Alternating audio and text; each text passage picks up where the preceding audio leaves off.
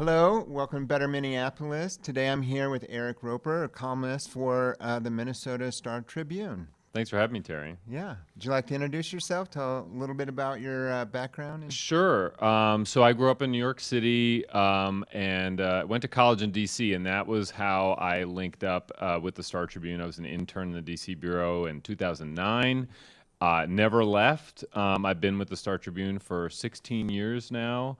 I covered the state capitol. I covered sort of gubernatorial, congressional races, and then really kind of got interested in urban issues when I started covering the city of Minneapolis. 2011 to 2017, I was covering City Hall. Then kind of we created a metro-wide beat where I was looking for regional issues. Did that for a number of years. Then I was the editor of Curious Minnesota, which is our readers ask us questions project. And a lot of that has to do with local history. Really enjoyed doing that. I'm really passionate about Minneapolis history and local history. And then just did a big project about local history, which we can talk about. And now I'm a Metro columnist, so I kind of write about urban affairs in the region with a bit more perspective, a little bit of opinion in there. So I've had a lot of different roles at the paper, all in sort of the either as a reporter or now as a columnist and as an editor for a little bit. Great. Yeah, and I think I met you at the city convention. I don't know that I read you before that. We were in the press area. Right. There was like a little spot at down Target there Center. in the front. And so one of the reasons I wanted you to come on is because you do have pretty lengthy history and perspective of politics in the city. But I thought we might start talking about your podcast and kind of it's called Ghost of a Chance. And it gives some history of why we are where we are. So could you maybe just let people know what your podcast was about? Yeah. No, thanks for telling people about it. So, and if you're on a podcast app now, you can go and search for Ghost of a Chance. It's a 6-part narrative series. So it's more of it's a narrative podcast, like a produced narrative podcast. It has an arc and a story. And it's about a couple who lived in my South Minneapolis home 100 years ago. A black couple named Harry and Clementine Robinson. And when they lived in my house from 1917 to 1931, they were part of a small wave of black families who lived in Southwest Minneapolis at that time. And based on research from Mapping Prejudice, I learned early on that basically those families largely disappeared as we get closer to, say, 1940 and into that period, including the Robinsons. So I got really curious about who they were, and this turned into a nearly 5-year project. I wasn't full-time on it for that whole period, but it was a huge part. It was a chapter of my life, essentially, and it's still a big part of my life. So you mentioned Mapping Prejudice, right? Could you just give a little background on that? So Mapping Prejudice is a local organization. They're based out of the University of Minnesota Libraries, and they're most known for cataloging racial covenants in housing across the metro area, which were clauses that were inserted into property deeds that excluded many different groups from living there, but including black people from living in those properties. But they also had done research into families that were living at one point in Southwest, which is now the whitest part of Minneapolis. And so it was in a sort of one of the projects they had produced that I actually discovered my own home, and this led me down a rabbit hole into the history of my house. So your own home used to have one of these covenants on it? No, in fact, it was actually a home where a black couple lived, Harry and Clementine, and this was a lot of this. The story of them living there sort of predates covenants by a little bit, or at least predates the popularity or the growth of covenants. And while they lived in the home, there was at least one major protest meeting 5 blocks from the home seeking to oust black residents from Southwest Minneapolis. So the Robinsons were sort of at the center of this very tense and racist period in Southwest Minneapolis. And so that's a bit of what the podcast is about. So from what you learned in doing the podcast, do you still see some of the legacy in modern day Minneapolis? Yes, I mean, I think first of all, when we look at Southwest it is the whitest. The Southwest community, which is a collection of neighborhoods, is the whitest portion of Minneapolis. I think that is a legacy to some of the history that we talk about on the podcast. And the other piece is when those black families were excluded from that area, a lot of them then moved east to an area around 38th Street and 4th Avenue, which became known as the Old South Side. And this became a real hub of the black middle class in Minneapolis. And 38th and 4th was then heavily affected by the construction of 35W, the freeway, that really built a wall between that neighborhood and then what's now my neighborhood and Southwest. And so we talk about, so I think, and the sort of the fate of 38th and 4th is something that we talk about in relation to all these other things, like from the exclusion in my neighborhood, the freeway.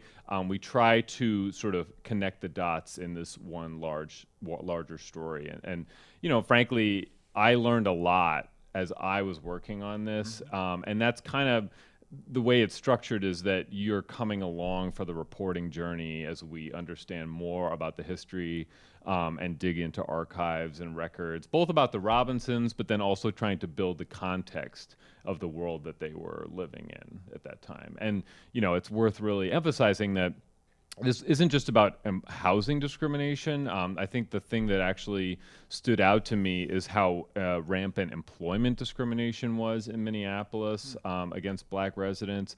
And so we kind of, what the podcast does is it sort of puts you in, you're walking, we're taking you through the lives of these two people and talking about these issues as we go and trying to understand what's happening in their lives in the context of those issues, such as around employment and housing and things like that.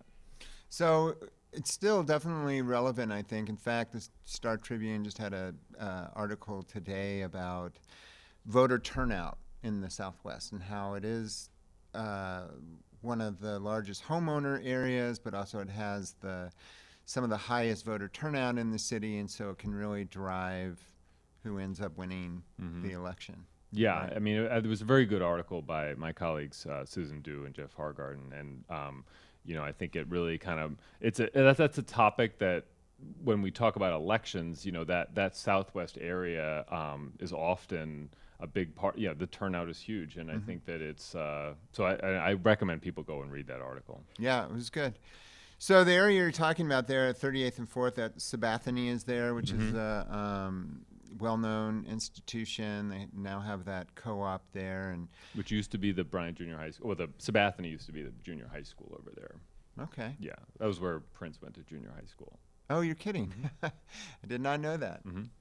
And just recently, I should add, we, after the podcast came out, listeners, one of the things we talk about in the podcast is how Clementine Robinson was buried in an unmarked grave. And a number of listeners wanted to donate toward a headstone. And so through we had a little community committee that we set up, and this resulted in a GoFundMe campaign for a headstone. Long story short, we just had a ceremony in earlier this month in October, unveiling the headstone, and we had members of St. Peter's Church there. We had Clementine's distant relatives came from different parts of the country to be there, and so now in Crystal Lake Cemetery in North Minneapolis, there is a very beautiful headstone for Clementine Robinson, and which is just really, it's really rewarding to have that done, and to be able to have that in the ground and to see that. So yeah. And so does your podcast go into the area around 38th in Chicago at all? Obviously, now it's become a historical area in its own right. We talk about we talk about sort of the intersection of this history with George Floyd's murder in 2020, which was happening around, that event and the unrest that followed happened at the same time that I was beginning to do my research. And so, when the lens was really put on Minneapolis in that period, and I think there was a lot of sort of grasping for what is the history here and how did we get to this place, specifically the racial history in Minneapolis. And so I didn't know at the time what sort of this history, what I was researching would contribute toward that. But I found it to be relevant to me and interesting as I went along. And I think ultimately we found that, yes, this was a history that was worth sort of there was a larger context and a broader message that you learn from understanding the Robinsons' lives. And so we don't talk a ton about the literal geography of 38th and Chicago so much as 38th and 4th Avenue, which is just these are not far from each other. Yeah. But we certainly talk about it in relation to George Floyd's murder. And then in May, on the 5th anniversary, we had an event at Sabathani sort of talking, and this is, I believe, on YouTube, but talking about the research for Ghost of a Chance and then really trying to walk through time up until 2020 and actually trying to connect those dots even more. So, yeah. So, it seems like there's a lot of layers, if you will, to our current housing situation. I mean, one of the things that was mentioned in that article today was that whites own households at a rate of almost 77%, whereas black people are still at 29%. So there's like that layer in terms of owning homes, but then, as you know, like we're now a predominantly renter city, and it seems like all these issues are coming up in a very big way in this election, as they have in previous elections, but it seems much louder, much more intense, at least to me, in this election. Does that seem right to you? Which part? That these housing issues seem to have so much more energy now. I mean, they've certainly around the gap or around sort of like the renter and homeowner. Well, I mean, they're both kind of different, I think, to a little extent. Like the talk about renters versus landlords is predominant, and you sort of, I would say, on a back burner is this idea of the discrepancy between white ownership and black ownership of actual houses. So, I mean, they're all encompassed in the housing market, and I just bring that up to say it is very complex, but certainly the landlord versus the renters seems to be the argument that a lot of people are trying to push in this campaign. And on the gap, I would say that, like, I think understanding the history of around these issues is a really important sort of table setting to discuss sort of the current day policies and other things that people want to talk about in relation to what is a very real gap in housing. And there's many other gaps. I mean, the racial inequities in Minnesota are very well known.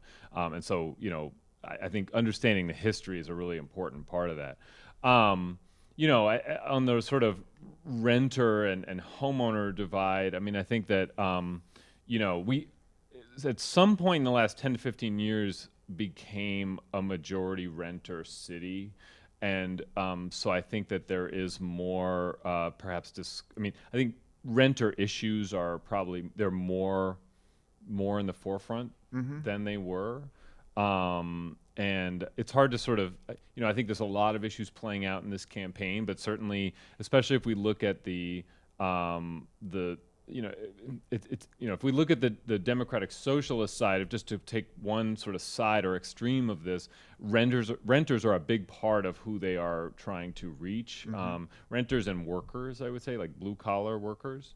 So I don't know if that helps answer your question, but yeah, I mean, I would say that's right, and I think it's a little simplistic the way the big, I would say, campaign vehicles, the independent expenditure committees kind of are going after this. I mean, like, I'm not a renter or a landlord, right? And so I feel like sometimes some of the issues that might be impacting me don't even really get talked about because they're, busy with this battle. And I think there's also a little bit too much emphasis on trying to paint all landlords as just being terrible. One thing that happened recently, Minneapolis for the Mini had to walk back some of the statements they'd made about, I think his name is Jim Dement, Jim Rubin, sorry, who was in the that documentary, right? One big thing that's coming up in the city right now is this idea of the Tenant Opportunity to Purchase Act. I don't know if you've researched that or know much about that one. I need to research it more, but this is something that particularly the farther left factions, but I don't think it's exclusively them, but this is a thing that they're pushing, which essentially, and I believe there was a veto around something, if not exactly this, but similar to this, but essentially would give tenants first dibs on purchasing their apartment buildings, I guess if there was going to be a pending sale. So that's, there's that. There's, you hear about sort of tightening eviction rules to make it more difficult to evict. Just trying to think. I mean, there's a number of policies wrapped up in this. And then obviously the big one is rent control, rent stabilization. That is kind of the looming sort of renter issue that's hanging over this election. And I think it's an interesting one in part because it speaks in some ways to when you hear a candidate talk about that issue and try to get into the nuance of it, you understand a bit about their views on economics and sort of the role of government in the private market. So in some ways, it's a bit of it can be a proxy issue to understand other things about how a candidate is thinking about sort of the hand of government in the private market. So anyway, there's a number of these sort of renter-focused issues that are coming up in the race, I would say. Yeah, I mean that's a good point that you bring up because like I was just speaking to someone last night who had sold their properties because they felt like there was too much government intervention and regulation. Another along that same vein, what was it? They passed this or they're trying to pass. So there's 3 categories, I guess, of landlords, depending on how many violations they have, 1, 2, and 3. And I think 3 is the ones with the most regulations or violations. And so they're trying to make it so that if you fall into category 3, you have to come before the city council and basically get reviewed before they'll renew your license. So there's definitely a lot of activity around renter protections, and I think what a lot of concern out there is that this is going to frighten people away from wanting to invest in the city, invest in creating more housing. I mean, I think that there's, and I should say, like, I mean, I don't want to speak too detailed on things I'm not. I know what you're talking about, but I haven't sat and like thought about what is my perspective on that particular. I know what you're describing. I think that we've seen cases where, for example, we have out-of-state large corporate entities purchasing single-family homes, making them into, whether they were rental before or not, making them into rental. And then, back in the day, I would cover these things, and people would say these are sort of absentee landlords. They're not sort of keeping up their end of being a landlord. I think at the end of the day, what we all want is to have landlords that are responsive, that are, because if we have, assuming that the private market, which has a hand in housing, which I think, most people, that's how it is today. Not all, whatever. Yeah. But that's how it is today.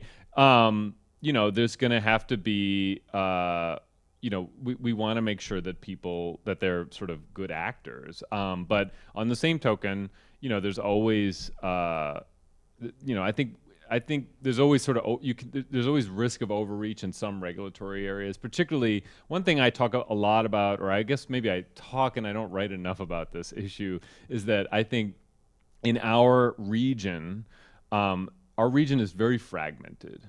We have a lot of cities. We have more than 140 cities just in the Twin Cities region. That is a lot. And whenever there is a policy decision being made, I just think it's worth thinking in the back of our head just how sort of easily money flows to other cities in our region, and rent control is probably one of the most obvious ones to consider in that way, where, it's, St. Paul, right? Like it's just a small island in our region.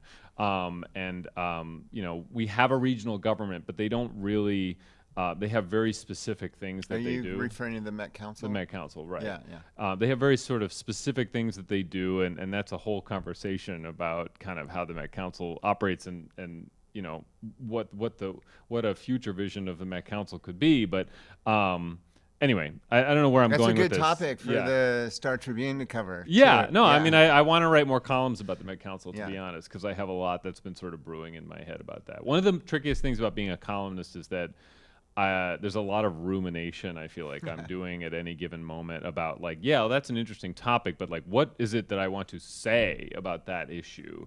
What is the point that I am trying to make? And you can, and that actually occupies a lot of brain space when you are not at work. Oh, I know. Yeah. Which is like, it is not the worst thing in the world, but it is something that just I think about a lot. Like, okay, yeah, Met Council, but what is it that I want to say, or what have you? Yeah, I'm going on a tangent. I'm sorry. I'm frequently called Spacey in my house because you're thinking through things. Or and something? I try and defend myself, but I don't do a good job of it. Well, let's talk about a few of the things that you have said. You recently wrote a column called "Doomsday Docks Aside: Minneapolis's lush urbanity makes it a special place to call home." And I thought this was interesting, and I'll give you a minute to kind of talk through the column. But so it seems like so much of the way people are going to vote and view this election is either they think the city is a complete hellscape, or they think there's nothing wrong. I go about my business every day and everything's fine. And I felt like in reading your column a little bit that you present both of those arguments and sort of recognize that in some ways there's truth to both perspectives. There's nuance to the world, right? Yeah. Like, and I hope that there is a huge desire out there for nuance. That column, I'm not from here. I'm from New York. I ended up living here and over time have really fallen in love with Minneapolis, and this is really my home. And there are moments, especially in the summertime, when I am out and about. I just, for what it's worth, like I own a car, but I do not really drive very much. I mean, I biked here. I bike, I bus, I walk. And I find that this gives me just a really sort of close view of the city. But there's a lot of moments, especially in the summer, where it just kind of hits me about, wow, what a magical place this is to live.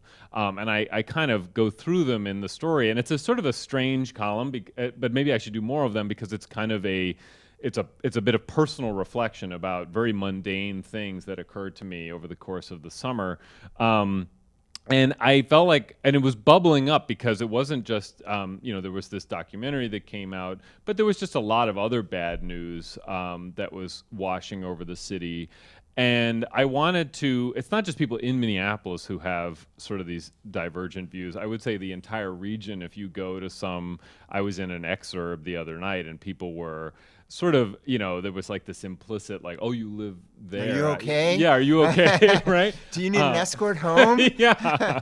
And, I am out and about every day, and some of the neighborhoods that were discussed, or one in particular in the documentary, was one that I go through twice a day that I was already about to write something about, and I'm still working on that. 19th and Nicollet. 19th right? and Nicollet and the Stevens Square area. And, part of what I explain in the documentary is like, okay, yes, there's all these really magical moments, especially if you're on your bike, and the city's actually getting much better in that way, but also like transit is getting better. There's a lot of ways that I could talk about that, but And then, you get to a place like Stephen Square, where in the documentary, there is a sort of a mass shootout, a major shootout that happens. It's really startling video. Yeah, it was impactful. It was, sure. yeah. And then it sort of says this is becoming the new normal in Minneapolis. And that kind of hit me because I'm there all the time, right? And I actually went on a safety walk of Stephen Square with their neighborhood team a couple weeks before the documentary at that same spot. And the reality, the new normal, is there's open drug dealing. There are groups that are, they're smoking pot, which is not illegal on city streets in Minneapolis. Only in the parks. Right, and there's some other exceptions about schools, I think, and things. But generally, smoking pot on the street is not illegal, and they're drinking. There's people drinking on the street. These are kind of tougher things to grapple with. I mean, if it was, first of all, if it was actually that war zone gunfire environment, I think we would be having a very different conversation now, right? Like, and I'm not saying that didn't happen. It did happen. It happened in September of last year. But I wanted to say in the column, like, that is not the norm. The norm is sort of this other thing, but the businesses are closing on Nicollet, especially between Franklin and I-94. You have CVS closed down. You have Steeple People moved. The hardware store, Fratelloni's closed. There was a dollar store that closed. I'm probably not saying there's others on this list, but it's a real issue. And but I just felt the need to say, yes, I'm not, there are problems here. Lake and Blaisdell was another area that I pointed out that I see every day that has problems. But it is not like, I think people are getting this impression, maybe who don't spend much time in the city, maybe, or something, that there is there's an act, based on that video, that you are essentially taking your life in your hands by commuting through those areas or being in those areas. And that's just not my experience. Right. And I'm always I try to be careful to talk about my experience because, I don't want to speak for other people's experiences, but I do try to talk about things that I've seen a lot of, or what have you. That's the risk sometimes of trying to generalize about a place. Well, I think some of it is time of day too, right? Like that shooting in the thing didn't take place when people were commuting to work. A lot of these events are taking place at 3 a.m. That's when my house was broken into. It's 3 a.m. You know, and I think which was scary. I heard your podcast on that. yeah. So there's known hot spots. That's one of them. And what I'm curious about is, like, how do those play into this election? Like, even that documentary, I'm like, does this get people to go out and vote, for specific candidates or against them, or does people just leave the city? Or what's your impression on just the motivation that this, not just the documentary, but how people perceive in their own lives the level of crime? How is that playing out here? One thing about that is that most of the people who saw that documentary are not going to be voting in this election, right? Or you think they're out? Well, it ran on stations statewide, is my understanding. So that's sort of point one, right? Is that there's a sort of a narrow, and then if we assume that, even within the registered voters of Minneapolis, you're sort of lucky if the biggest we had, I think, was just over 50-something%, 50, like that was in 2021 as far as turnout. So anyway, we're talking about a small subset. I think that I think the election is actually going to be determined more by, if you live in the city, by what people sort of experience themselves on a day-to-day. Because as you and I watched that documentary, we were sort of just reflecting on, like, does this feel like what I am experiencing? And is this something do I think it's actually quite like that? But I think that we're grappling with this. I think there's a lot of I think there is how do I say this? There's a somewhat, I mean, I think there's a general agreement, not among all people running for office, but a lot of them, that we need more police officers. Yeah. And I also think there's an agreement that we need to take things off of their plates, right? Around, mental health issues. We have a behavioral crisis response team, but like how much and how much do we do that? How are the violence interrupters doing, and how do we sort of navigate sort of going forward with these programs? Like, so those are the questions that I feel like are at stake and sort of in the middle of this. Well, and like I think in your article, which came out maybe last week. It was this week, yeah. Was it? Yeah. You mentioned the broken windows, and it just happened again last night, where they broke like Right, 100 the cars. windows, and so it You're talking it's about the people smashing smashing in car and windows. grabbing whatever. Yeah. Which is one of these, I called it like senseless and rage-inducing acts of vandalism, like, because it's just kind of, what can we... Yeah. It's frustrating, right? So I mean, I guess it's hard to, because people will come with the crime statistics and say things are trending down, and that's a national thing. So it's hard to say what policies in the city are or are not contributing to that.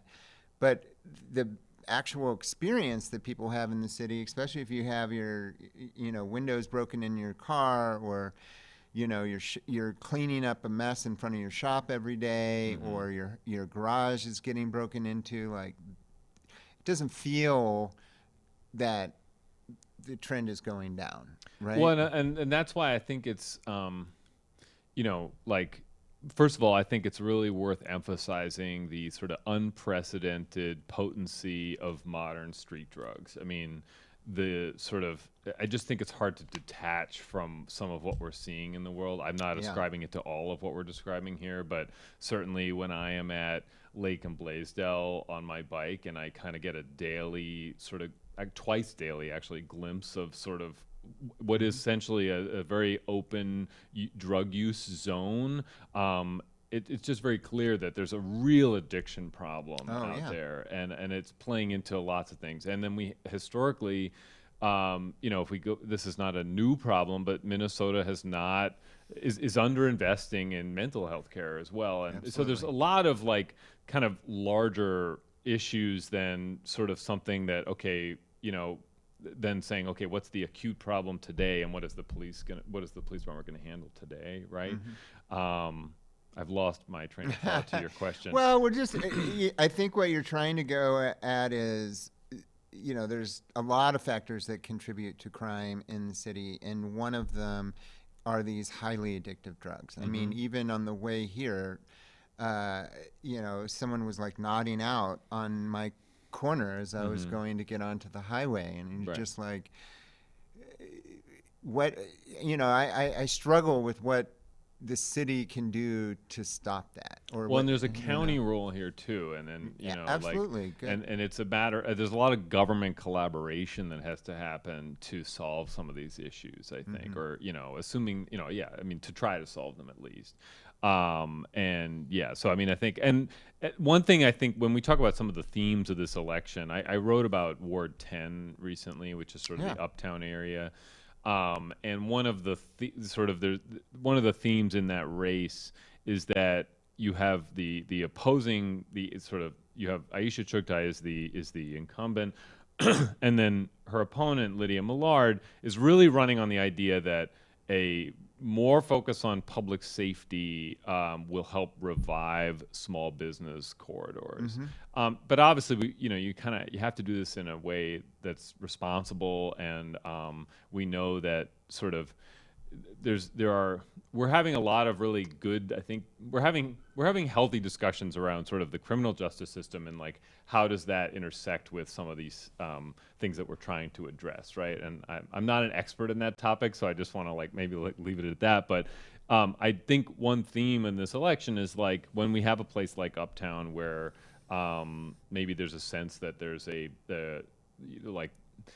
some of it is low level, some of it is not, but that there's a public safety problem, that we need more focus on public safety to help that. And then it was interesting at the Ward 10 debate, there were very different portrayals of how Uptown was doing. Councilmember Chuktai, she was saying that it's coming back. I mean, it is having it's slowly getting that revival. It's easy to find coffee. Yes, it is very highly caffeinated these days. There's a lot of coffee shops, which is, it's cool to see. There are some new businesses like Mosaic, for example, and others that have opened up. The event that happened was at Queermunity, which is sort of right above the street, right on Hennepin there. I said in a column a number of months ago that I think that Uptown, I'm really optimistic about Uptown, because I think it is one of the best positioned commercial districts in our region. It has the Midtown Greenway. It has huge numbers of new apartments. It is now crisscrossed. This is brand new by rapid bus lines.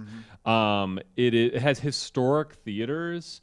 And other like historic properties. It's not like places like the West End, no offense, like they don't have some of the history that Uptown has. I think Uptown has more of an eclectic feel.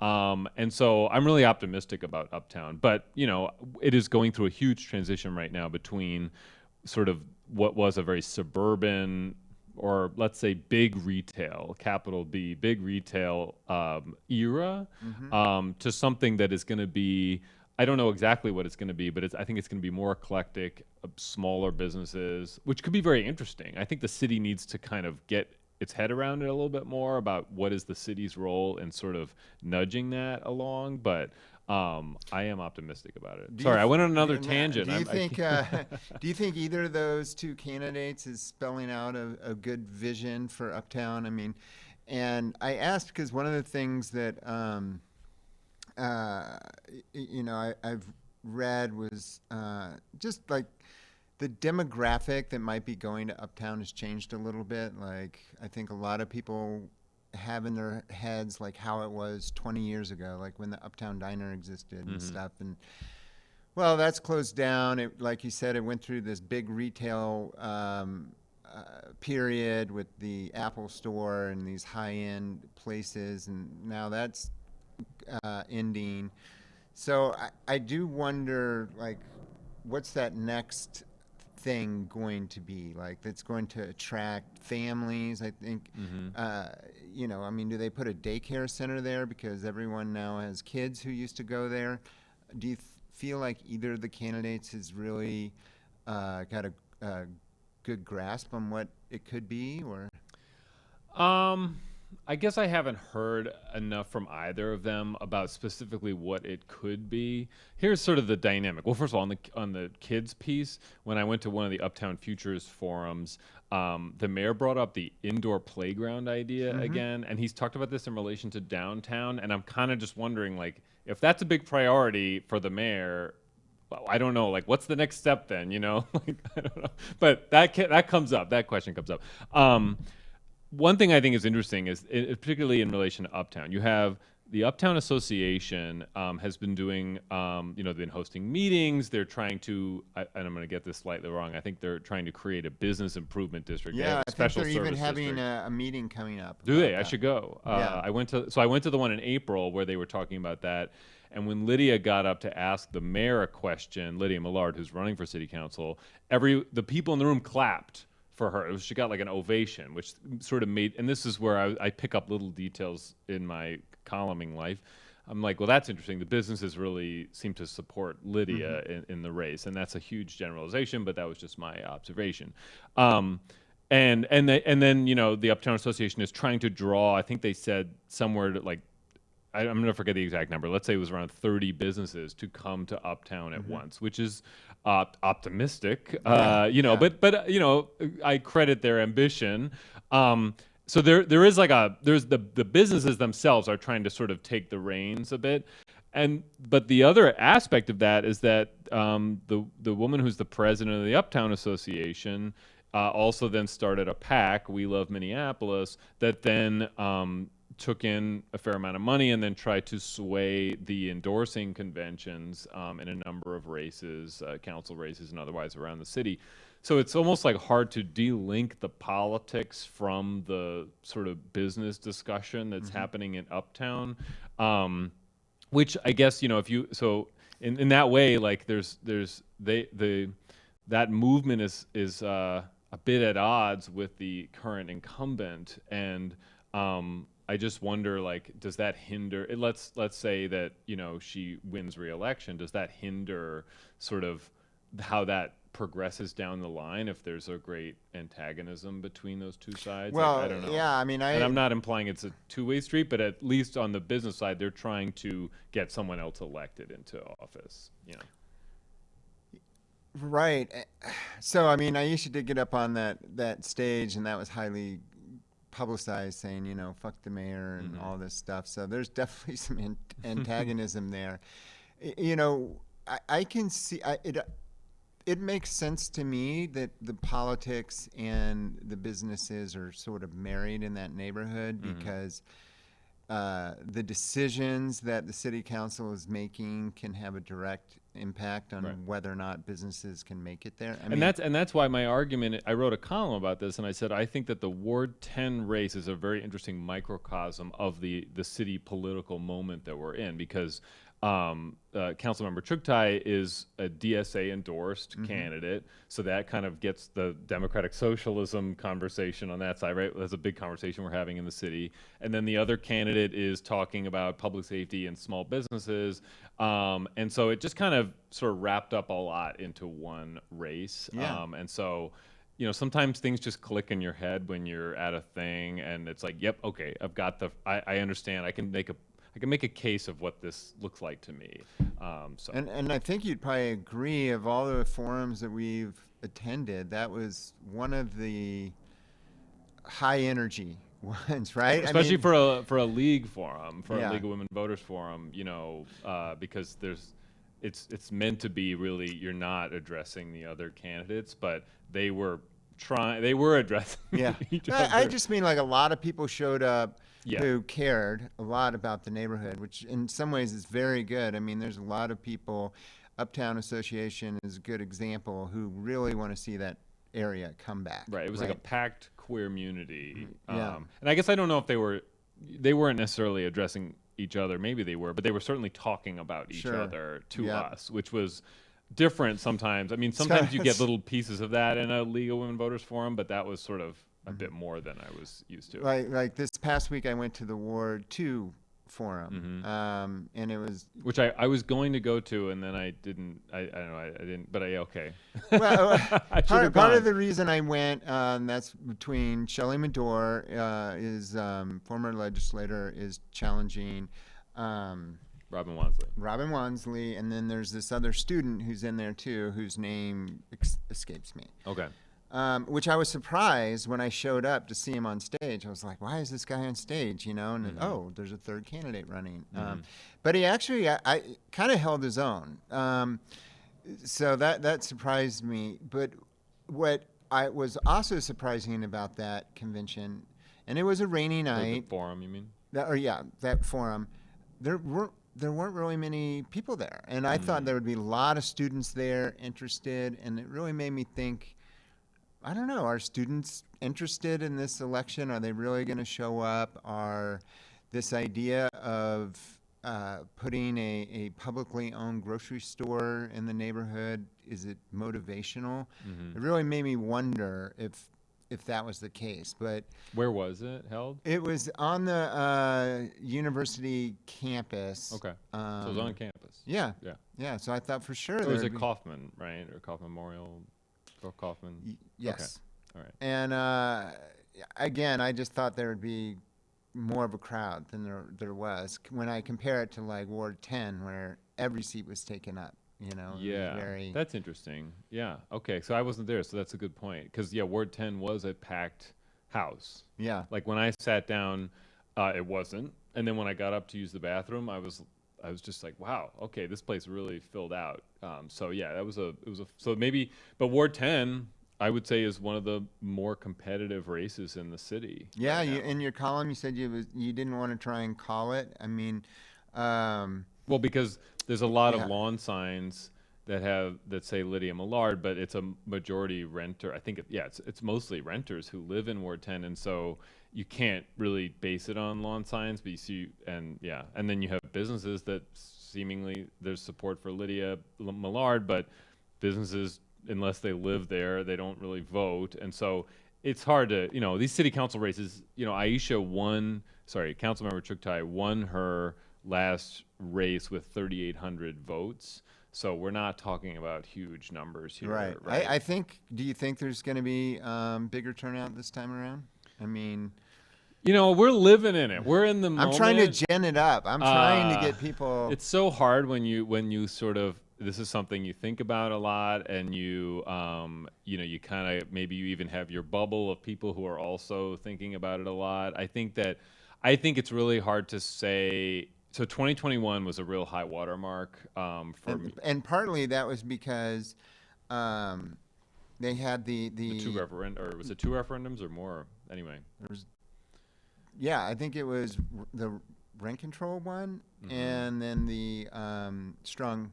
public safety. Yes. The mayor, the strong mayor. It was. It was either 2 or 3. I don't know which year the rent control. Maybe it was 3 then. Anyway, there was a lot happening on that ballot. Right. And it was also just a very intense time in the city and in city politics. I can't tell. I think the more typical, that was around 50-something% of registered voters, I believe, and I hope I'm getting these numbers right. Yeah. And the more typical, I would say, is like closer to a third. And so I don't know. And here we are. We're talking in. It's not quite late October. We're close. We're like mid-October, right? Yeah, So 17th. Yeah. So a lot of people really start tuning in, kind of like now-ish. Well, and then to that point, you mind if I'm gonna read a little bit of your column that Sure. I think it explains how Chuktai feels and how Millard feels. So one of Millard's quotes was, "I've seen the way that our neighborhood has become a ghost town, and I'm looking to change that by prioritizing public safety, supporting and bringing in businesses, and then just getting back to the basics of constituent services." And I think one of her points was that, and Aisha doesn't get back to constituents, was kind of a big thrust of hers. And then Chuktai had to say, "There's been a lot of disagreement between myself and the mayor over issues that you, the people of Ward 10, sent me into City Hall to fight for." Set of Fry's busy veto pen, and 2 specific vetoes that she cited were taxing polluters and preserving affordable housing, referring to the carbon tax and ordinance giving renters first claim to buy their apartments. That was what we were talking about earlier. Yep. And she said that she's looking forward to passing rent control. And, I guess maybe one of the reasons why there's so much tension in this is the whole rent control issue. I feel like I do feel like people are looking at the city council and counting the votes to see, are we going to have rent control or not? And well, don't forget the mayor. right, I mean, three of the 4 mayoral candidates do not support rent control, essentially, which meaning government control of private rents. Yeah. And so I think that's an important note, because if the mayor doesn't support rent control, as is the current case, I don't know that they're going to have a veto-proof majority on that issue, no matter how this shakes out. I could be wrong, but yeah, big issue for sure in the election. And so the 3 that are against, so there's 1 for rent control, which is Omar Fateh. And then the other 3 main candidates, I don't know where like Brenda Short stands on it, but I should be talking. We're talking about the top candidates. I'm sorry. Yeah, Fry and Davis and Jazz Hampton are all against it. Yeah. And like, So I mean, I did columns about, I sort of internally called them coffee in a column. I didn't call them that in the column, but I sat down with Dwayne and Jazz, and you may have had them on this show. I'm I not sure. did. Yeah. Okay, yeah. To sort of, I just was really curious about them, and also, I mean, I think that we live in an age where it feels like there's a lot of binary political choices, and particularly after the DFL convention, that sort of set up what looked like a binary political choice between Fate winning the DFL endorsement and the incumbent Mayor Fry. And now, especially because that endorsement has been, rescinded, I think I wanted to sort of like introduce people a bit more to Jazz and Dwayne and understand more about their policies and kind of where they're coming from. And so, I think like. So anyway, we'll see. I think it's worth looking at. The four candidates deserve attention and deserve to kind of like get more scrutiny and all that. And I think that's what we're going to see in the next couple weeks. I don't know. yeah, and it is interesting which candidates have decided to align themselves with mayoral candidates. So I think Millard's position is essentially I can work with any of them, and she's not aligning with any. Are you talking about city council candidates? Right. Yeah. In Ward 10. And then Aisha is, I believe, firmly in the Fateh camp, right? I know 'cause that she's she was DSA she as was well. working on his behalf at the convention, and I don't want to speak for her, but Well, I mean, and certainly they go you know, out door knocking together and right, things right, like right. that. Yeah, I mean, if I was a city council sort of, yeah, I mean, I think that like, I don't know what to say. I get Well, like, so I mean, it makes sense though. They're both for rent control, right? Mhm. So it's just, and I don't know if that's going to be the only deciding issue in this election, but it's a prominent one, and it is a pretty heavily dominated by renters in that ward. So I think it's really important though to highlight like it's still not the only issue, and I think these candidates don't just vote on things that impact their wards. They vote on things that impact the whole city. Well, and if you live, like, I mean, I was a renter in Uptown for a number of years, and the small businesses are part of what makes it such a great place to Yeah. live as well. And so, I don't think you can kind of completely divorce these issues and say, well, renters are only going to vote one way or the other. I mean, Right. especially when you're in sort of a dense, what could be a very lively district like that. I think that. So I think it's complicated. I think it's always easy for us to sort of generalize voter sentiment, and then when you go out and talk to voters, it's always more complicated. Yeah. And so that's why elections are interesting in part because you really don't know. And we don't have a lot of polling either, so it's not like I can predict. Yeah, I wish we did have more, but and the one thing that strikes me, like thinking about not just Uptown, but in particular, like the city as a whole, is this sort of negative attitude towards business and investment. And I don't understand that completely because it's like you can't complain about sort of the city going downhill and at the same time not be like a proponent of come on in, we're here, we want to help you, we want businesses here, we want investment, we want housing, so yeah, come here and build. I mean, and in some ways I feel like that's partly the job of the mayor, and like Fry actually does that pretty well as being the cheerleader of Minneapolis. Like, come on, I am open for business, and I feel like that's gotten a bit of a bad rap. Like, you want to sell the benefits like of Minneapolis and why people should move here and why they should open businesses here. And the dark cloud that I feel like gets brought up in the election, I think is probably a little bit harmful to all that, to recruiting people to come in. I think it gets to this fragmented region issue. But yeah, I mean, in the sense of like investment, but, Yeah. But I don't want to. I mean, I think there are other candidates in the race who also would be interested in helping business, but it is, But I think that like certainly the sort of where do we sort of this balance between business interests and worker interests, as we were just talking about with landlords and renters. This is another place, and I also think like there's capital B business and small b business, right? Like there is the corporate, the large corporate, the downtown employers, and these very large businesses, some of which are multinational. It's interesting to me.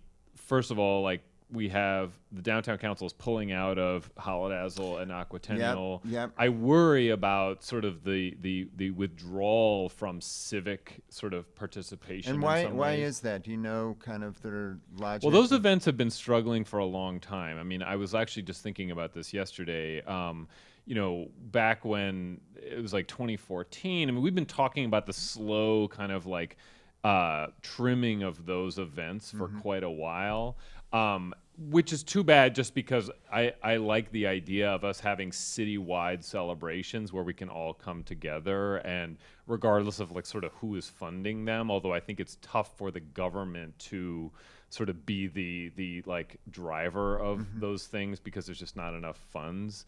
And the downtown council, meanwhile, they did put money into We Love Minneapolis PAC to try to steer the council races. And again, as we just discussed, like there are reasons why they feel that way or they want to sway these elections, but there is this kind of like, how do these relationships get healed, right? Like because ultimately, I feel like we're good. Yeah. And if I might, I mean, one of the reasons they need healing is because it feels like people aren't recognizing the nuances, right? Like that either you're 100% pro-exploitive capitalism or you're for workers. And that's way too simplistic a scenario of what's going on. I mean, it's like you do need businesses here.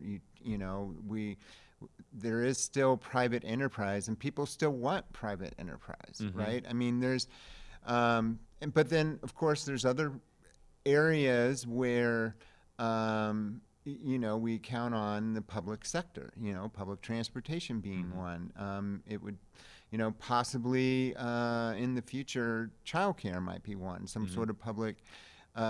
So there's a mix here, and sometimes it's frustrating because it feels like the conversation is an all or none sort of like business is all bad, and it's certainly not. I mean, people need jobs, right? I mean, you gotta have that. Well, and when we think about what makes Uptown great, there's a lot of things that make it great, from the natural resources and everything like that, but the businesses are really at the core of, when I go to my favorite bookstore, right? Yeah. Or even one of these events was held in the Granada Theater, which is an amazing space. Like, these are all businesses, right? And then there is like capital B corporate business.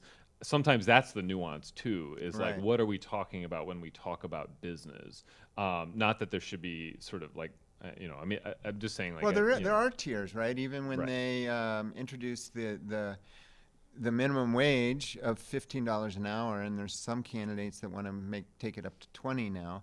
But there was I think a longer period for smaller businesses to adjust, right? And I think recognizing that what small business needs to be successful versus what a giant corporation needs can be very different.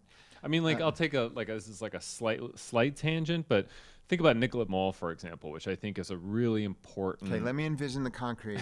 Yeah, the gray expanse of Nicollet Mall. I do like the one reporter there at the Star Tribune is always out there taking pictures. Rick Nelson. Yeah. He retired, but yeah, that's I love it. And he's like, why can't they plant flowers right here? Which speaks to the downtown council. That's something that the idea in the downtown council, like that is sort of in their purview. And, if we had a scenario where the sort of part of what happened, I was talking about this with a colleague the other day, is like we went from a heavily retail business environment downtown to more of a service type environment. Like if you think about who is in my building. I'm in Capella Towers where I work. You have law firms, you have financial firms, accounting, so is it the idea of like drawing people to Nicollet Mall, which used to be the incentive was you wanted to get people to come and shop, on your main street. Those types of businesses are not necessarily like, we need to prop up the downtown council to make sure that we have these huge events that bring people there to do these things. It's more complicated, right? We have sports. That is something that brings people in. But one example I'd point out there is I was writing earlier this year about Nicollet Mall because there's a lot of discussion about what do we do about Nicollet Mall. It's not what we want it to be. The redesign did not quite get us to some great future of Nicollet Mall. I think it cost Betsy Hodges the election. Wow. Frankly. Okay. I mean, all right. That was my experience of it. Was like, oh my God, how is this project costing so much, taking so long, and then this is the result. You know, right. I mean, it just seemed. But one thing about that is that so we made a lot of changes to the physical street itself and the sidewalks, and I think there's a lot of things I would maybe do differently. But the actual storefronts or lobbies, whatever we want to call them, did not really change. And this requires business interest to make an investment. City Center, for example, has these huge sort of and they're really made for the Sports Authority and Office Depot, which are not probably going to be coming back to Nicollet Mall. Right. They need to be chopped up into much smaller spaces. That requires investment from business. You could maybe imagine a scenario where the city or some government entities trying to sort of give some incentives in that regard. But I don't really see a lot of action there. And the mayor has said, well, I support, we should have more. I said more doors in, he supports doing that. But again, this comes down to relationships, but also some buy-in on the behalf of businesses. I do think part of the unpredictability of what's happening in City Hall with the council and not knowing what they're going to introduce next, that it has put business on pause a little bit. I do think if there was people who were kind of telegraphed or stable, if you will, and more open and business friendly, you would start seeing some more investment. I mean, I have heard that from people who are looking to invest, and it's like, well, a lot of times an investment is not it's like a 5-10 year project for some of them to come in and redo a building like that, and they have to know that there's some new tax isn't going to hit them, or who knows what. Right. So, but speaking of two questions to wind down here. Since you brought up Nicollet Mall, I am curious what you think about the idea of making it pedestrian only, I think, and moving the buses. So I wrote a column about Nicollet Mall, and the column was originally going to be about should we take buses off Nicollet Mall? And I bike up Nicollet Mall, and I take the bus up Nicollet Mall, and I'm on Nicollet Mall quite a bit. And oh man, I just couldn't figure it out. I could see it both ways. And I said this ultimately in the column that on the one hand, I think taking the buses off would, and the people have sued over this. It's very contentious, but taking the buses off could create almost like a tumbleweed situation where Nicollet Mall was built as a transit mall because the idea was you wanted to get a steady stream of people coming to all these businesses on the mall. That was back when we had a lot of smaller storefronts on the mall. Over time, we've created huge sort of lobbies and just larger, vast expanses on the mall. And then, on the other hand, I was at Dinner du Nord earlier this year, which was sort of I think that they're trying to showcase what could be, what could happen. Very cool. I mean, here we were in the middle of the city. The cheapest tickets went for $20, so it wasn't like this. You didn't have to pay a ton of money to go to this thing. And actually, they didn't even prevent. You could just walk around these tables. I was just walking around. It wasn't like there were gates set up or anything like that. But that was very neat. And so you could make the argument, does Nicollet Mall need this sort of jolt to be something that is very fundamentally different? And then on the other hand, would taking buses off sort of sort of be a real like erase a lot of the sort of the vitality that is there, although I think it's struggling. Ultimately, I this is why what I ended up writing was to say the fundamentals of the mall is that there's not enough small storefronts. The best storefront on the mall is the there's a pho slash it's a banh mi place that's in the medical arts building, and it's it's just this tiny storefront. How do we do a lot of those? Like how do we do a lot more of those? I mean, I'm from New York, and New York's got its own issues, but there are a lot more smaller storefront places. And Nicollet Mall over time has, and then the other thing I would say about Nicollet Mall is they have allowed this. This is where the city could easily sort of make a bit of a change, and they don't. But a lot of the businesses that are on Nicollet Mall have shrouded themselves from the street by having opaque windows, despite city rules that say you're supposed to have transparency, a certain level of transparency in your windows. And so, why do you think they've done that? Well, because the mall, I don't know exactly, but I'm sure they're thinking, well, there's not, there's either bad things that they don't want people to see on the mall or something like that. But it's a real, like, when you go to an amazing city, and you walk around, Amsterdam is the one that's coming to mind for me. One of the things that really stands out is looking inside of little restaurants and just picking up these little scenes. And it really makes for an amazing place to walk and to be. I don't think you can have that if everything is shrouded from the street. I really love Dakota Jazz Club. I went there the other night. I mean, frankly, for the first time, but I was happy that it existed and I was happy to be there. You cannot tell what is happening in there from the street. It is blocked off. I don't want to just call out them. I mean, there's the steakhouse on I guess it's 8th Street. There's plenty of examples going down the street there where the windows are opaque. And so I think there's a number of things that aren't about the street itself and the buses that have to be addressed. And some of these involve businesses, whether they're the building owners kind of reconfiguring something, or the individual business making a decision about their window opacity. I mean, this sounds so weedsy, but no, I mean those are all the. I can't believe I just used the word opacity on your podcast. There's all kinds of little things that contribute to the city street feeling lively, and a lot of it is those little nooks and crannies to be able to discover. And with the, just kind of the massive scale of what's happening downtown, it does make it hard. And then I hadn't thought about actually the opaque windows, but I mean, think about one of the things that Minneapolis has a lot of is these sort of small commercial districts, right? And what makes them so great is that they're very small little restaurants. These are not huge spaces, right?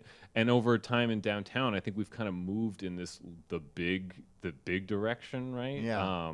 So I don't know. It's a tough. It's not it takes money to fix this problem. It's not the window one necessarily, but the like reconfiguring spaces one. Yeah. What's the Tribune's policy on how many days people have to come in to the office? We're coming in 3 days a week. Okay. Have you seen an uptick because of more places doing that? Well, very much. And we actually, so we're on 2 floors. We used to be on 3 floors, so that kind of had an impact as well. But I really enjoy being in a newsroom. I think that and during the pandemic, it was very kind of quiet, but the amount of sort of, especially as a columnist, but even as a reporter, the amount of conversations and idea exchange that goes on in a newsroom is so important, especially in this environment where, there's going to be a lot of, with AI, who knows what AI is going to do in the future, but all I know is that it puts the onus on us to be more creative and more, and to come up with the best possible ideas. And so being in a newsroom and talking to each other, I think helps with that. Yeah, absolutely. And I would say that the office for us also includes being in the field. So, for what it's worth, I mean, we shouldn't necessarily be sitting at our desks all day because being a reporter, experience it. Yeah, sure. I mean, and as a columnist, I think that I weigh I think I should be out and about, right? And so sometimes I just do that in my sort of personal life. I try to get out, but so there's always a balance as a reporter between how much should you be in the office versus out Yeah. in the world.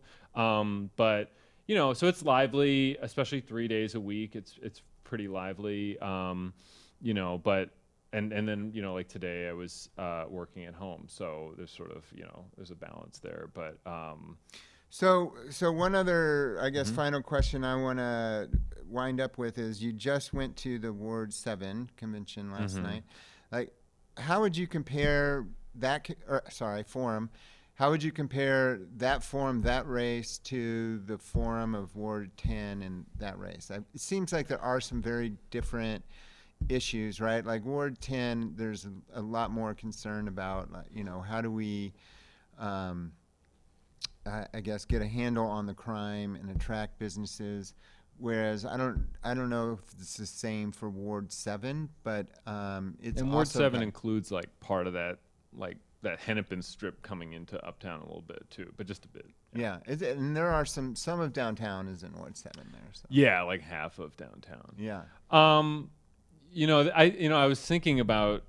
So I wrote that Ward 10 column, which really, because the framing of it really kind of hit me. Like, okay, we have a Democratic Socialist endorsed incumbent. We have someone who's talking heavily about public safety and businesses. Like, it was just, and I think in going to the Ward 7 forum, so there's a lot of interest in that race. There's a lot of money in that race. So it's a very competitive race. And I don't know kind of how it's going to shake out. But there was a lot more of a nuanced disagreement on things. Whether like and I like so we should say the candidates, so Katie Cashman is the incumbent, right? and then Elizabeth Schaefer is the challenger. She's currently a park commissioner. And I should have brought my notepad with me, but it did not have the same sort of like it did not have the same kind of obvious dynamic as Ward 10. Certainly, there are differences between these candidates, but it's frankly it's a more moderate ward, than Ward 10 is. I mean, Ward 10 was represented by Lisa Bender for a long time, who really ushered in a lot of progressive changes in the city. Ward 7 was represented by Lisa Goodman for a very long time. But it is a more moderate ward, and that's where, and so, I think the question is going to be, like, does Katie Cashman, is she sort of, do her politics, how well do her politics as they have played out in the last several years align with the politics of the ward? But she's not, she's a DFLer, there's DFL, sorry. She's a DFLer, but she's not Democratic Socialist endorsed. I mean, I want to be careful there because there are DFLers who are also Democratic Socialist endorsed, right? So it's complicated. But she is not. And Schaefer is the endorsed DFL candidate. Right, sorry, yeah. Sorry if I messed that up. So, Well, no, I get what Schaefer you're was saying. endorsed at the Ward 7 convention. Yep. Cashman is the incumbent, but she is not a Democratic Socialist. And so the dynamics are somewhat different. And even in some of their comments, they were both talking about, like, how do we, reduce some of the sort of the bloat of bureaucracy at the city. And they were both, I recall, against rent control. And, it wasn't, again, like at the Ward 10 forum, there was a clear kind of, and there were clear differences. I don't want to say there weren't in Ward 7, but it didn't have that same dynamic. It's also a more moderate ward than Ward 10 is.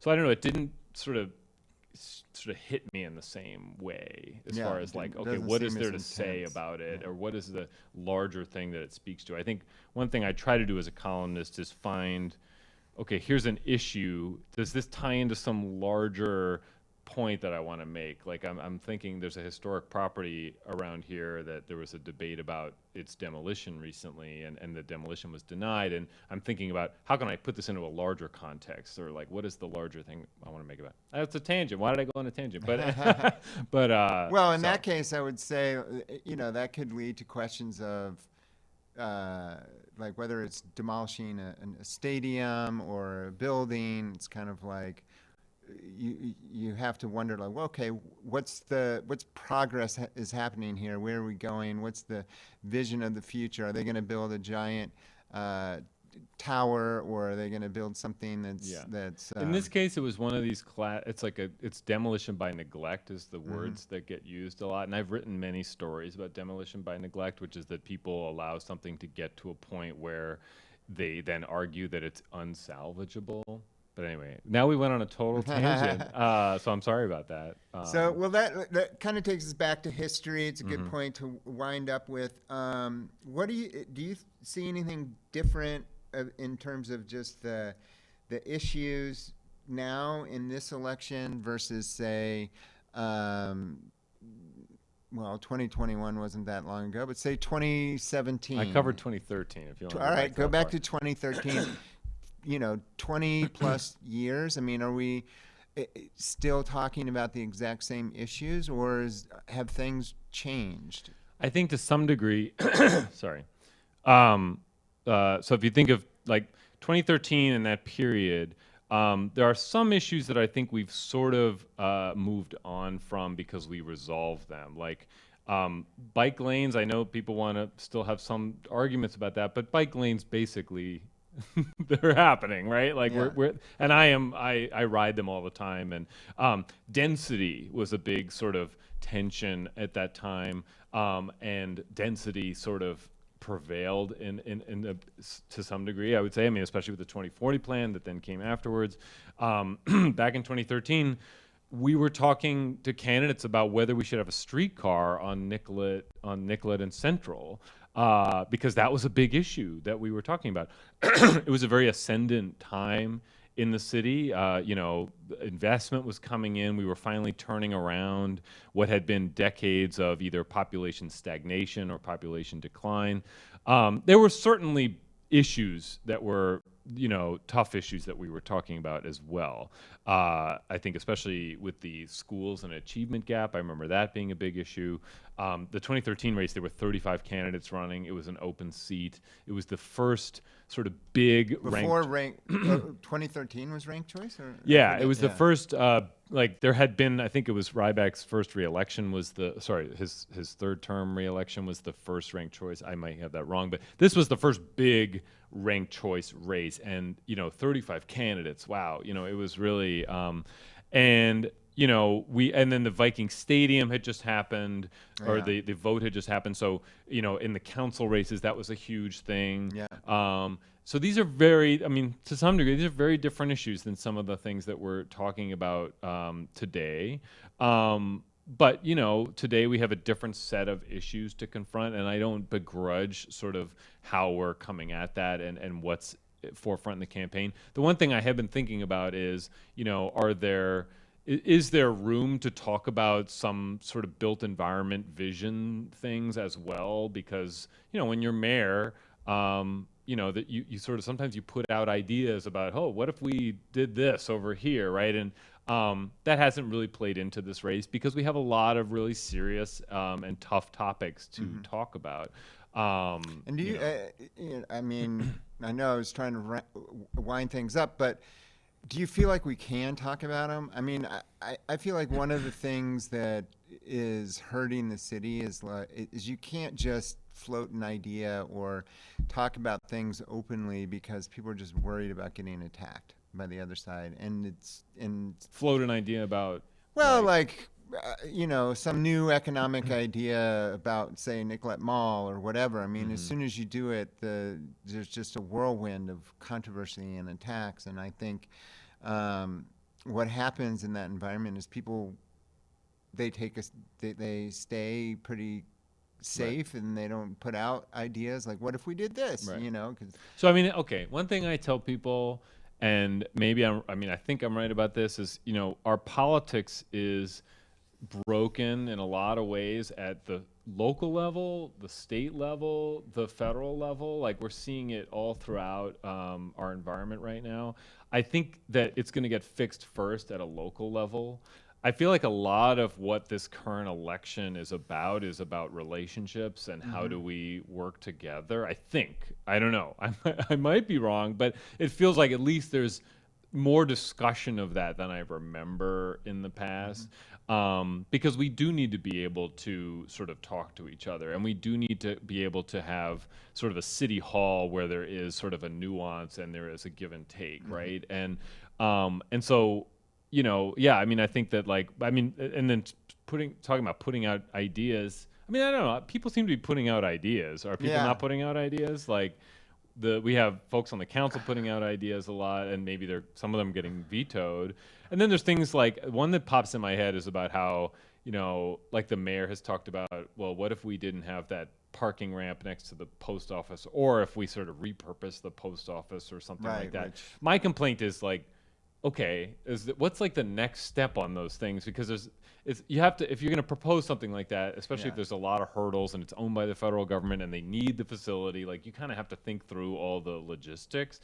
But those are, so I guess, you don't hear we have tougher issues to deal with than some of those. But Nicollet Mall is an obvious one that is a built environment question and is very much I don't want to call it a blank canvas, but it feels like we're very open to, we need to do something different with it. Have you heard any of the candidates been questioned about that in the forum? No, or I don't. Well, maybe someone's asked about whether we should remove buses from the mall in a forum, but I don't think it's. Well, I haven't been to all the forums. But it has not been a big topic. Which, maybe that's just the times we're living in, because we have very, as we talked about with public safety and housing and homelessness, we have issues that are really sort of staring us in the face that we need to confront. So let's pretend that there's going to be another debate, mayoral. Okay. Yeah.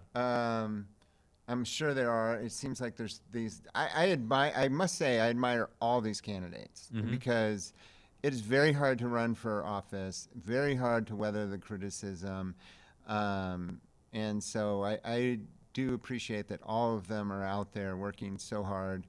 I do believe there's a lot of people who care about the city, maybe have different ideas of how you move it forward, but I appreciate people running. Right. And if you're ever at a forum or debate, one exercise I have with myself is like, what would I say to that question, right? Anyway, because they're tricky. So let's say you're involved in a forum coming up, or what are some of the open questions that you think still need to be answered? Because as I wrote about, there's still a good portion of voters who are independent or maybe even just not informed, and are just now kind of tuning in.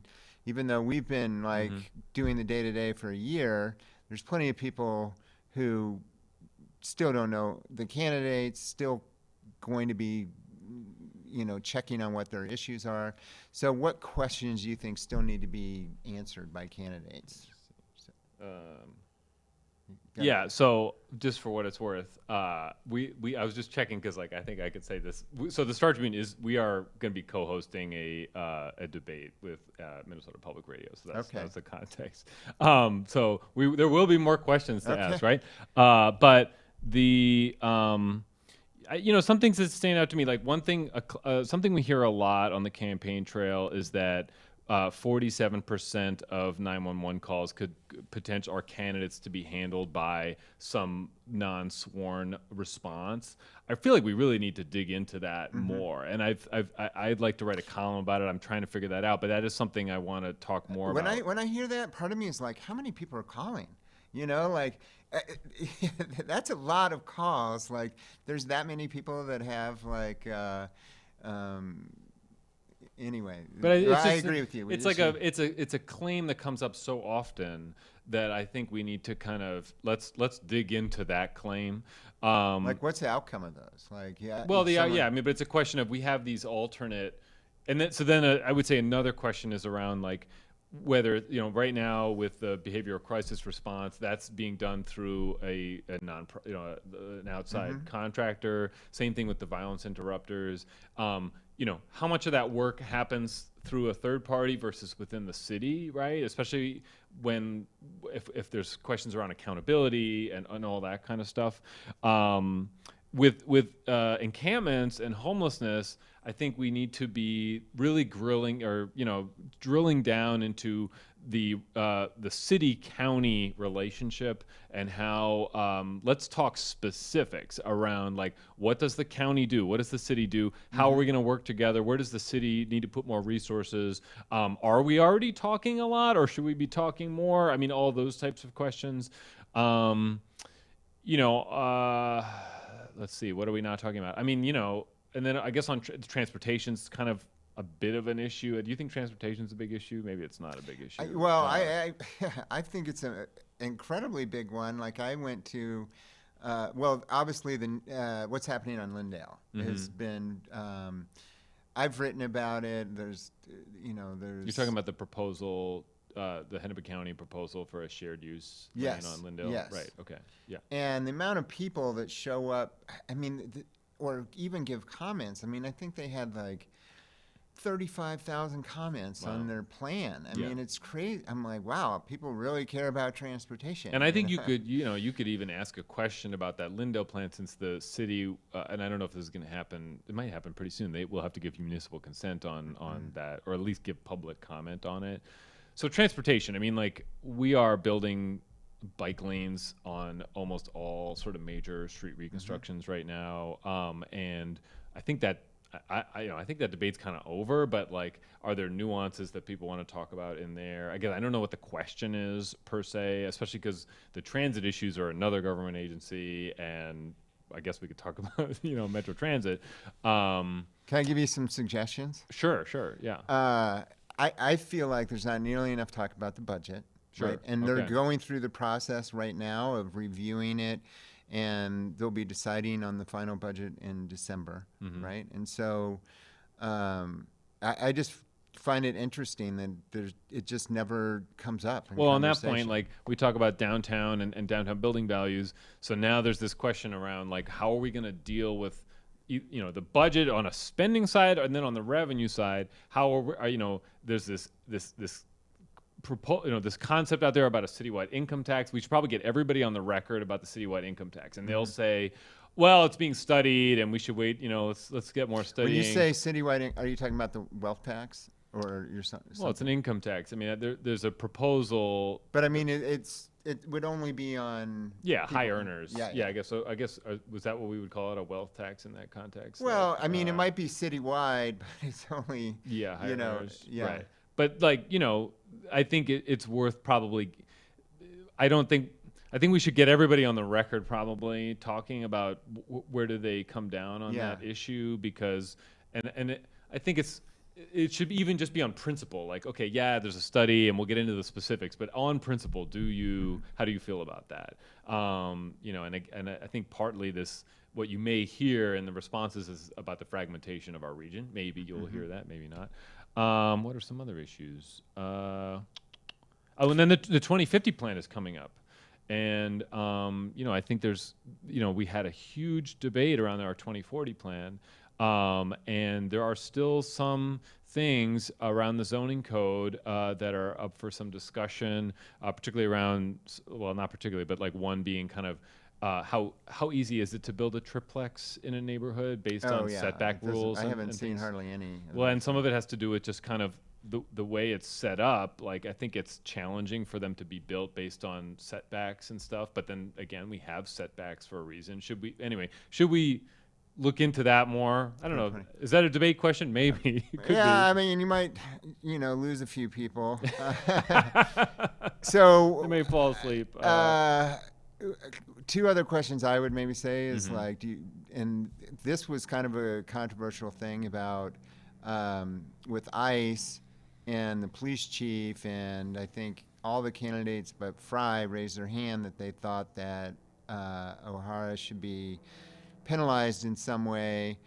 But so there's some real, I guess, divides over who supports the chief and in what situations. But and I think the outcome of the race could maybe determine whether or not he stays around. And so it'd be really interesting to hear, like, does he have your support? Right. Because I feel like a lot of people in the city do support Another one that's sort of like I think, and this was a lightning round question that happened at the League of Women Voters Forum, was around George Floyd Square and whether to close Chicago Avenue or not close it. So I mean, and my recollection was that 3 of the 4 top candidates said they supported the flexible open plan, and it was Omar Fateh said that he supported closing the street. I hope I have that right. But so that would be another one, because that's another issue that we're having a real tough time resolving is the future of George Floyd Square, which we haven't talked and about. What's happening with the 3rd precinct is another. Right, and I'm less familiar with all I haven't written about that. Usually when I write about a topic, that's when I get really up to speed on it. So I've been sort of watching that one out of my periphery, but because weren't they going to make it into it's not a police station. There's an election, wasn't it? Community service center or something. So the police are in it, and then they're also going to bring in some other services.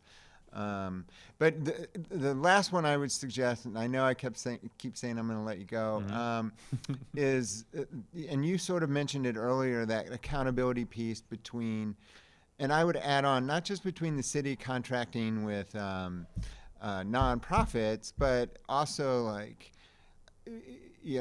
what's happening with our construction contracts and the convention center and stuff. I mean, I really, when I look at some of the stuff that comes through and gets approved, and then you see it, everything kind of comes back for more money. I'm like, I have a very hard time figuring out what's happening with a lot of the contracts across the board, and like who's making sure that all these nonprofits or profit companies are, facing competitive bids, and that they're doing what they say they're going to do. And some of that I would say speaks to, I mean, some of that is an auditor function too, right? Is like making sure that there's, because, the media can do its part to try to trace these things, but having a robust audit function can also really help because those people are trained to be like digging into contracts and then get sort of, I think, they have an easier time getting the information that they need. I guess I feel like we need more of that.